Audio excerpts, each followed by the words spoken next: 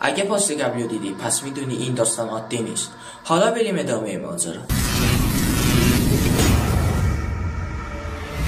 دختر بچه 13 ساله وقتی از خونه میره بیرون دیگه هیچ وقت بر نمیگرده و جزو گم شده بوده تا اینکه بعد از 3 ماه به وسیله یه دوربین از جنگل فیلم و از خودش عکس میگیره و با پرده آن فیلم داخل جاده این فیلم رو به دست بنده خدایی میرسونه و اون فرد پس از دیدن این فیلم اون رو داخل یوتیوب میذاره، اما بعد از 24 ساعت فیلم از یوتیوب پاک میشه.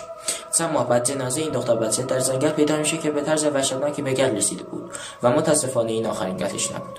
گزارش رسمی پلیس راهنما رانندگی برلین چیزایی که دوربین‌های مدرسه خیابانشون ثبت کردن در 3 ماه گذشته 18 کودک مشاهده شدند که با لباس خواب به عبور از خیابان مذکور به سمت جنگل‌های جنوب غربی رفتند. هیچ یک از 18 کودک ذکر شده به خانه باز نگشتند و جزو افراد گم شده به حساب میاد. یکی دیگه از قربانیاش دختر بچه‌ای به نام جسیکا بود که فقط 6 سال سن داشت. پدر جسیکا 2 هفته پیش قرار بود جسیکا را به جشن تولد یکی از دوستانش ببرم. در جشن همه چی خوب بود و در اونجا چندین عکس هم گرفتیم. شب که به خونه برگشتیم جسیکا 2 سال بیخوابی شده بود، اما مثل همیشه نبود. نه کابوس دیده بود نه از چیزی میترسید، بلکه چشماش باز بود.